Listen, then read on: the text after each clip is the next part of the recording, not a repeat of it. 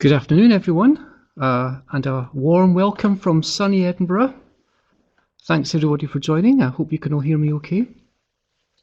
And thank you especially to Michelle from Barra. I think there are 8 of you, or 9 of you viewing, so that's great.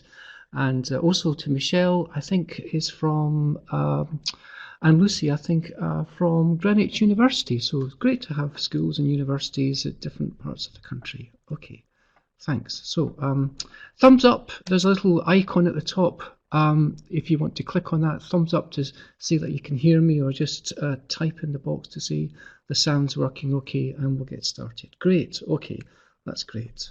Right, okay, so just to mention, there are some clickable links here that you can use. So some of these, actually these ones down at the bottom are ones I used to have in the earlier version of MyStudyBar. They're no longer there, but if you wanted to use them, they're still available, so feel free just to click on the links. We'll come back to them at the end if you have any questions, and you can have a sort of maybe keep those links if you want, just to check. And they'll also be available in the recording, and the recording, the names are all anonymous as well, so you won't see your names. Okay, good sound, that's great, good. Right, and hello to everyone in Barra. I hope it's sunny there. It's amazingly sunny in Edinburgh today, lovely day, so great. Okay, so what I'm going to do now is I'm just going to move over to a presentation so we can see some stuff in MyStudyBar. Okay, Greenwich is sunny today. It's always sunny in London, so you're very lucky. Okay, so great. So I'm just going to share my screen and we'll get started. Okay. And I'll just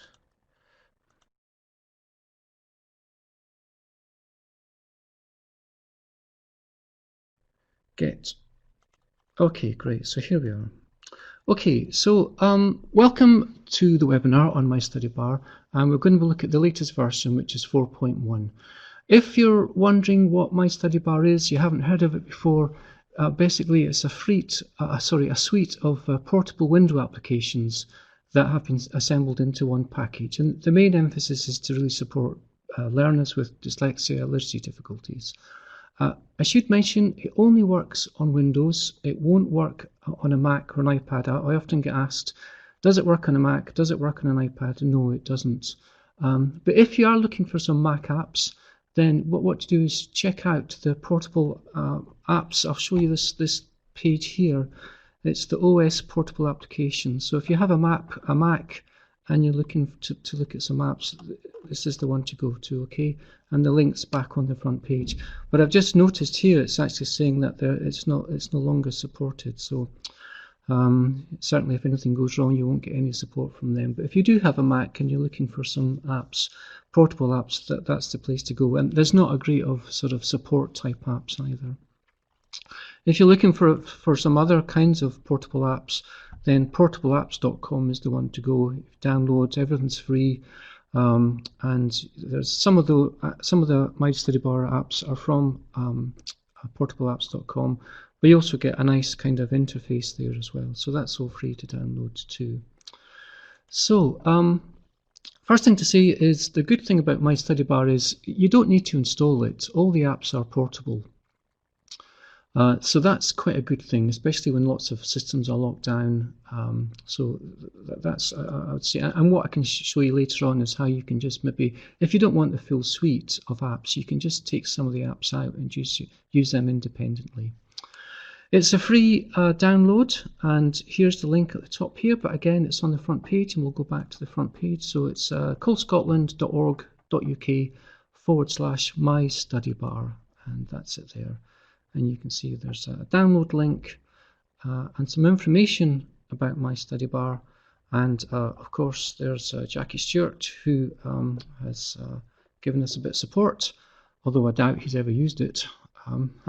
And there's the link to the Apple Mac suites I was talking about.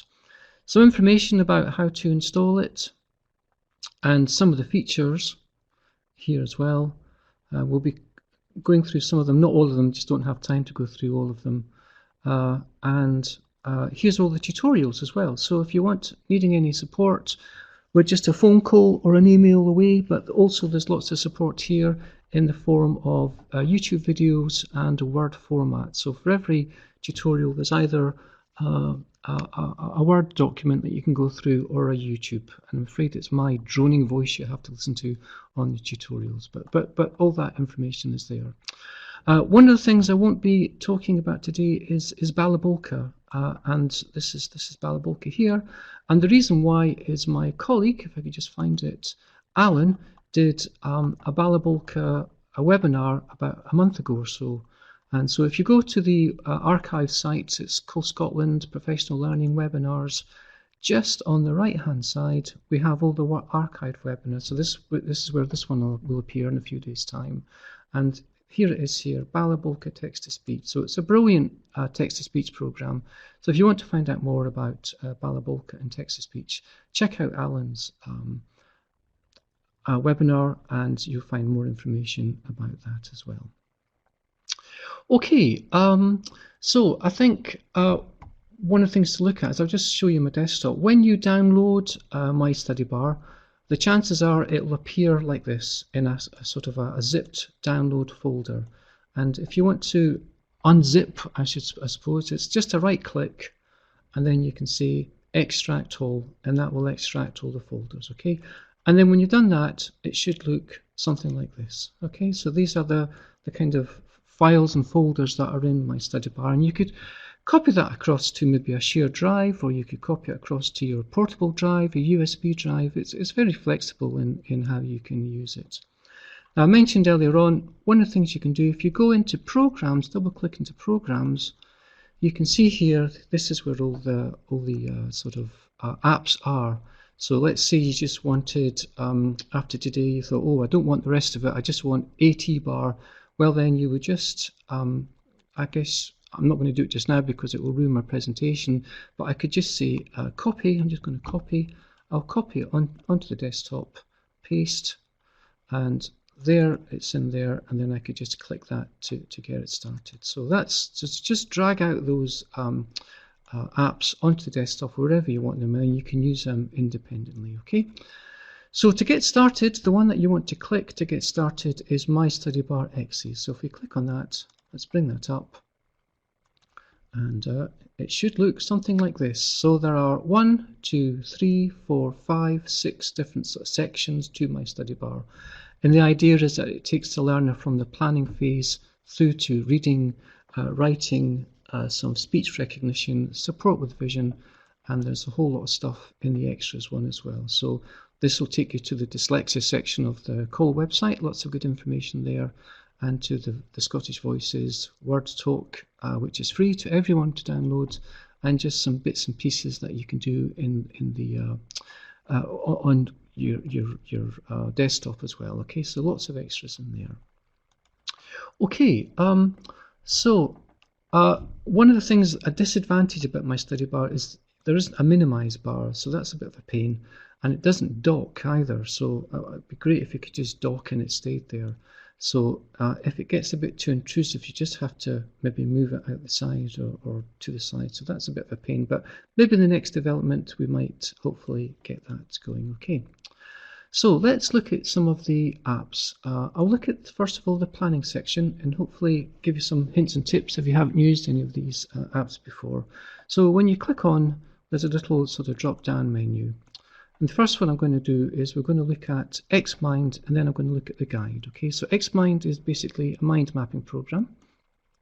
It's been on MyStudyBar for a long time now, and I'm very reluctant to upgrade it because this is, you know, as it is, it's a really good program. And the newer version is slightly more complicated and you have to subscribe. Anyway, this one's free.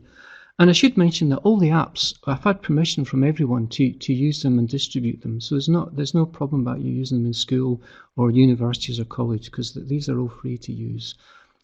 So you've probably seen something like this. This is a sort of mind mapping program. And if I right click, you see there's options to say topic, or I can say enter or tab, the shortcut keys as well. So we could just go in there and we could maybe press the tab key, and we can collect all our topics and that sort of thing. And then you can even add subtopics to those ones as well. And you can see a sort of linear on the right hand side. Up on the menu bar here, there's lots of options for adding images, links, notes, that type of thing. But I'm going to show you one in true Blue Peter style that I did earlier.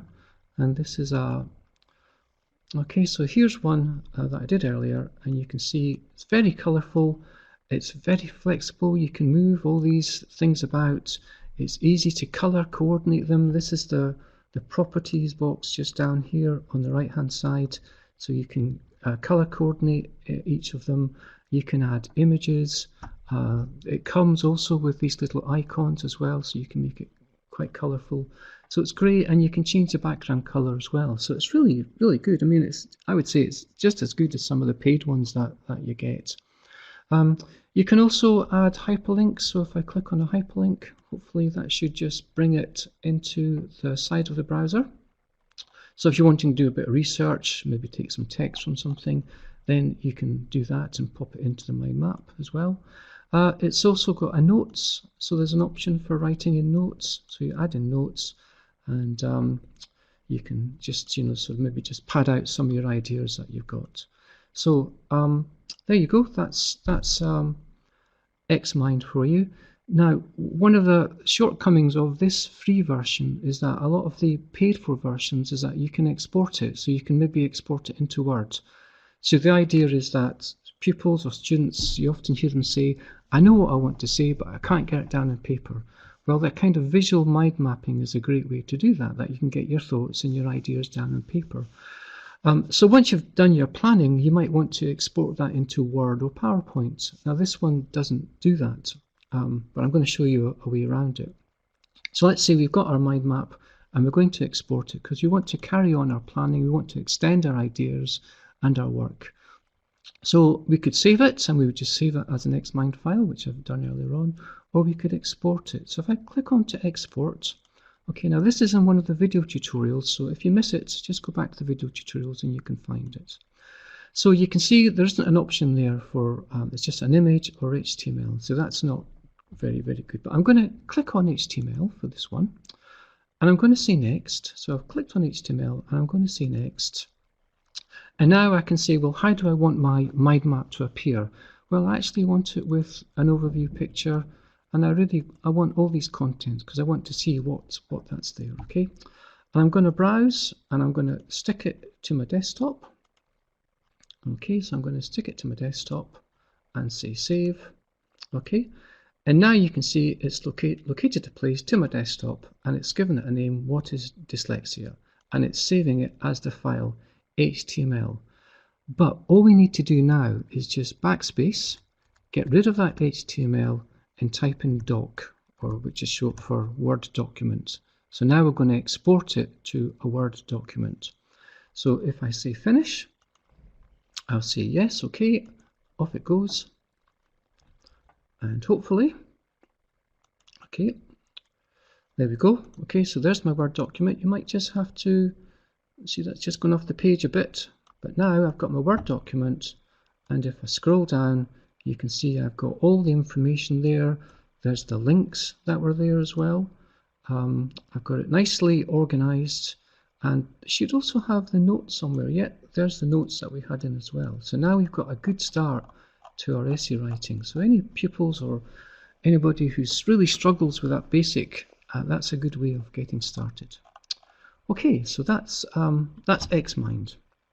Okay, so I'll close that down, and I won't save that. That's for something else soon. Okay, so let's bring MyStudyBar back up. The next one I'm going to look at probably be more useful for pupils maybe 5th year, 6th year, further education, higher education. This one, and this is called the guide. So whereas Xmind is a sort of visual approach, the guide is really a more of a word structured kind of idea. So let's move this out. So when it first opens, you think, blimey, what on earth do I do with that? There's not a lot to guide you, but you can see it says right click on the left pane and add page to start editing. So I right click, and I'm going to add a top level page. So that could maybe be, let's see, sociology. Okay, that's fine. And I'm going to type in some notes in here. Sociology is about groups in society, or something like that. I then want to add maybe a child page. This works exactly the same way as Xmind, that visual way where you're adding nodes and subnodes, that sort of thing. So this could be maybe theories of sociology, theories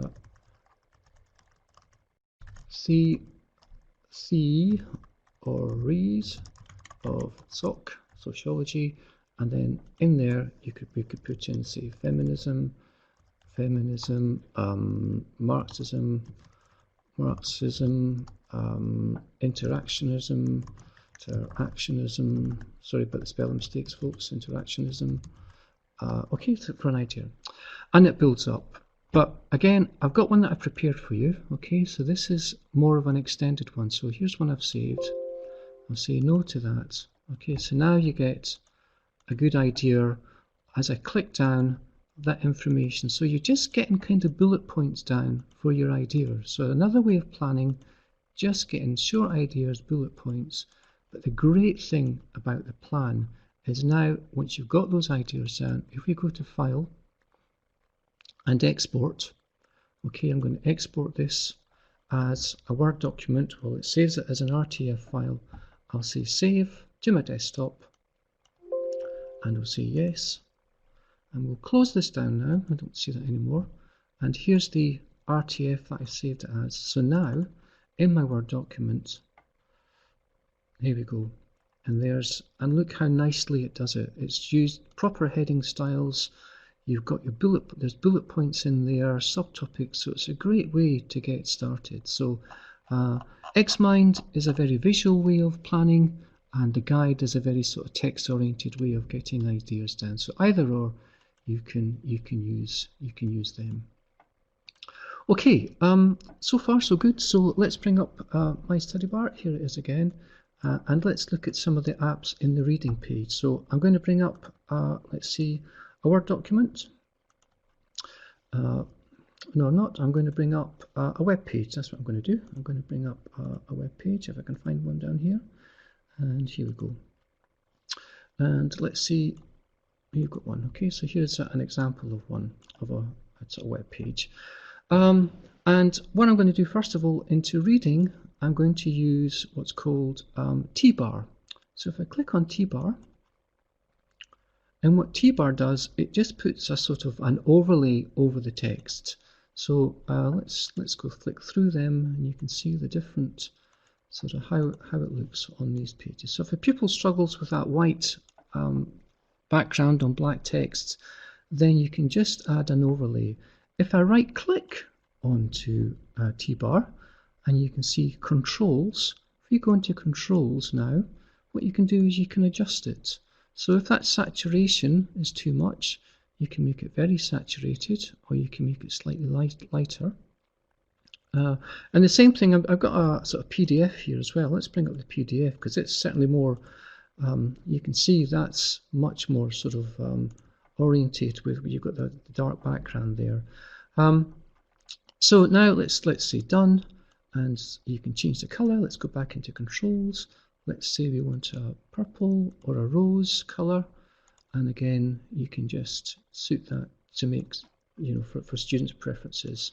And if I right click again and say lock, then that's going to follow the mouse around as well. Or you could just use the page to go up and down to read. So a nice little tool for masking. What's really nice about it though, if I right click again and go into controls, this time I want the background to be black, and I want that saturate it a bit, make it a bit thicker, darker.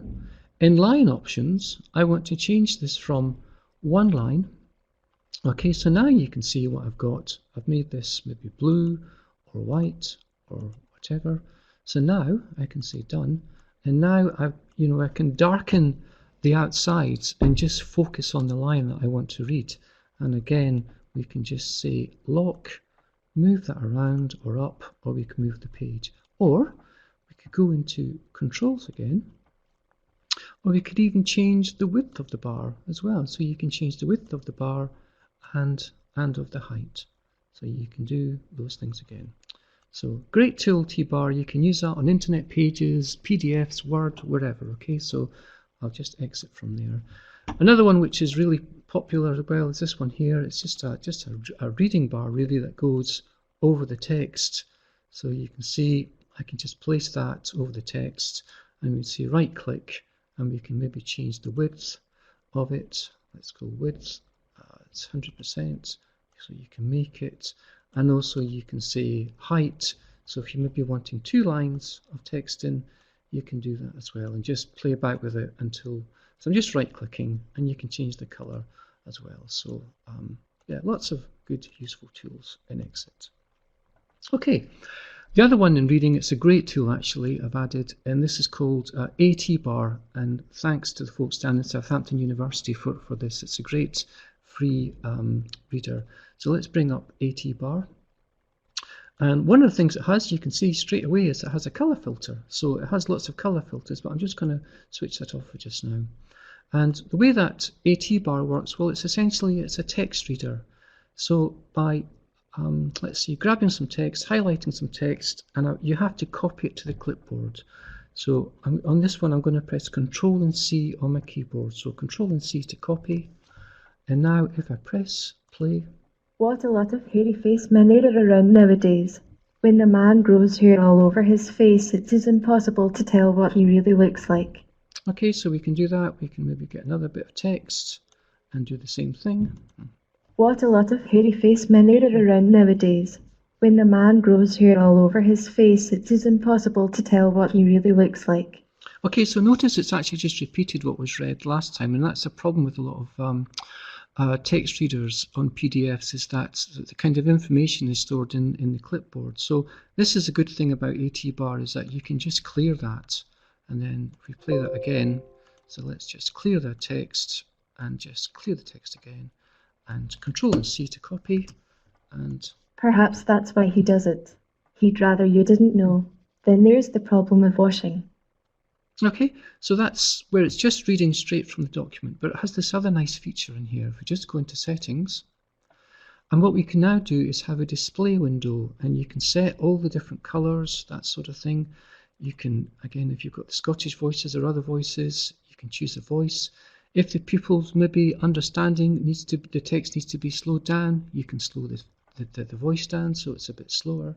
So I'm going to this time do the same thing. I'm going to have the display window. I want the font to be black, the background to be yellow, and the highlighting text. So if a pupil maybe has a visual tracking difficulty, you can have the highlighting text, and I want each word to be highlighted. So I'll say save this time. And now when we play that... perhaps that's why he does it. He'd rather you didn't know. Then there's the problem of washing. Okay, so perhaps that's why. Let's get rid of that. Let's get another bit of text in there, and just Control and C, and then play that. When the very hairy ones wash their faces, it must be as big a job as when you and... Okay, so that's the text-to-speech, really nice feature. And as I say, in settings, you've got the color, so you can select color overlays. It was red or yellow, so just say OK to that. OK, and now we close that down, cancel. We switch on the overlay, you can have an overlay on the back as well. So lots of options in which you can have that. So I'm just going to take off the window reading just now. The other thing, you've got this thing here, okay, it's brilliant actually. It's called, it's if anyone struggles reading maths equations. So I'm just going to close this down here, and I'll close this one down as well. So this is if you struggle to read maths equations. I'm going to click onto that to bring it up. It's called a STEM reader, so anything relevant to STEM. You need an internet connection to do it as well. So let's look at some examples. So if you have an example, there's some quite complicated. Let's just try that, and let's just play it so we can hear it, we can see it. Now we can have it read back to us. Plus 5 over, open bracket, x plus 3, close bracket, open bracket, x minus 1, close bracket, equals 1 over, x plus 3 plus 2 over, x minus 1. Okay, so that's just reading out the kind of quite, you know, the algebra that's here. It's quite quite difficult for some pupils to read that. But the nice thing about it, and if you notice earlier I had a Word document up. Let's say you did that in Word. Okay, so I've got in Word, and I want that read out for me. Most text readers are unable to do it because it is quite complicated. So let's just say copy, and I'm going to go back to the STEM reader. Here it is here. I'm going to click on the main bits. I'm just clicking on this bit here, and I'm going to paste that text in there. So just Control and V in there and submit. And so now let's have that. F of x equals a subscript 0 plus sum from n equals 1 to infinity sum of open bracket a subscript n cos of n pi x over capital L plus b subscript n. Okay, I think you get the idea as well. So anyone needing to help support with, let's say, reading out those kinds of heavy equations, then I would certainly recommend that. Okay, right, so let's get back to the desktop again. Okay, the other thing that's really useful under writing, here's the Balabolka I mentioned. Alan's done that, and there's also a touch typing program. So obviously there's touch typing programs about, such as let me see, there's Doorway Online, this sort of thing, but this one's also a very good one. It's quite flexible. And let's go to introduction, and you can see you can type in your own text. It's got the hands there, so let's just type in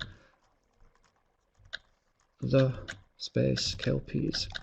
Okay, so just a nice touch typing program. As I say, you can add your own text, you can change the background color and change the layout and do all these sorts of things. Okay, I've noticed I'm kind of running out of time. So just to say that voice really is just using the built-in Windows speech recognition. I can't demonstrate it just now because I'm using the mic to talk just now, but that uses it's quite good for getting short phrases down. If you haven't used voice recognition before, it might be one worth trying to see if it's going to work. And the other one is Vision, and this is a great tool actually. It's called System Font Size Changer.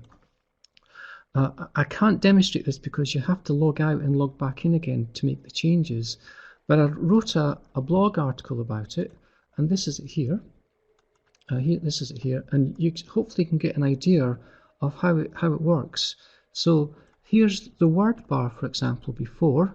And here it is afterwards, after you've used System Font Size Changer. There it is before and after. So it's a great way of increasing menus, fonts, all those sorts of things for anybody who has a visual difficulty. And the web page is just here as well. Okay, so there, and again it's in the front. So I'm just going to return back to the page. And right, here we are back again. Yeah, so does anyone have any questions about that? If so, please pop them into the box below. Any questions? I can see there already are some questions. Shirley's been answering them. Thanks, Shirley, that's great. Yeah, interesting choice of text here. Faces. I think that's from the twits, actually, isn't it? That one here. Can you copy the whole page? I've never tried that, but I suppose you probably could, actually. You probably could copy the whole page at a time. I know I use it for proofreading a lot when I'm doing anything. It's great for that. And so here's if you just want to use ATBar, it can also use as a web browser, so you can use it as a web browser to read information on text or change background colors. There's a link for Font Size Changer. And Lingos, that's a sort of talking multi-language dictionary which you can run from a USB pen drive. TinySpell is a spell checker again, and NVDA is a screen reading program. So these used to be in the earlier version of MyStudyBar, but I've taken them out now as well. Do they both? Yeah, they work in Office 365 and Desktop Word. That's not a problem. Yeah, so wherever there's text, really, you can use the ATBar or the text-to-speech, all those things. Why have I taken the other apps off? Well, I kind of felt it was a bit bloated, really. So, yeah, I thought NVDA was a bit kind of difficult for people because it's a screen reader app, and the portable spell checking one hadn't been updated for a while, but it has now. But I think I should really put the multilingos back in, actually. I think that was a good one. When would you use these instead of paid AT software? Well, that's a good question. And the reason why I developed MyStudyBar was because I was kind of getting a bit fed up of certain companies who did something similar and were charging a fortune. So I really wanted to provide an alternative. But initially, I was thinking of students who maybe are at college or university who maybe are entitled to a DSA, a Disabled Students Allowance, and maybe they have to wait for a while to get their equipment. So this would maybe act as a fill-in until they got. But you know, I think you could use this anytime. You can have it in your pocket, go from computer to computer, use what you want. You know, what I'm not sure, but yeah. I mean, some of the obviously the thing about these paid products is that they're updated more regularly. There's lots of support, so yeah. So Lucy, you actually suggest that for international students you can't get a DSAs. Yeah, so something like that would be great. You know, students maybe have English as an additional language might be good for that too. So good. There is one other thing I'd like to show you.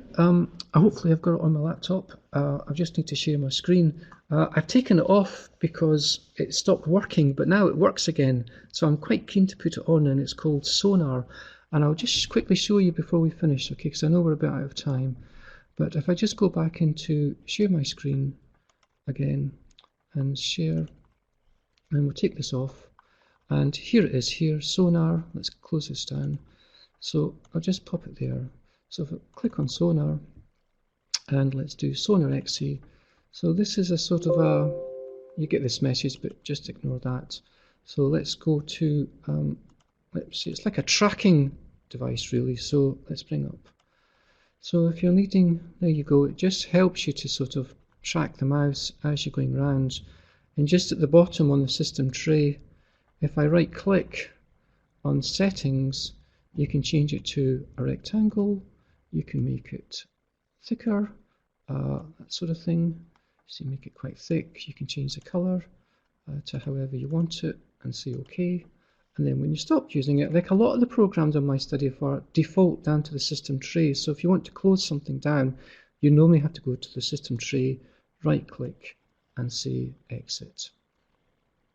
So if you want that, drop me an email, okay, and I'll set it up somewhere so that it's available for you to get, okay. So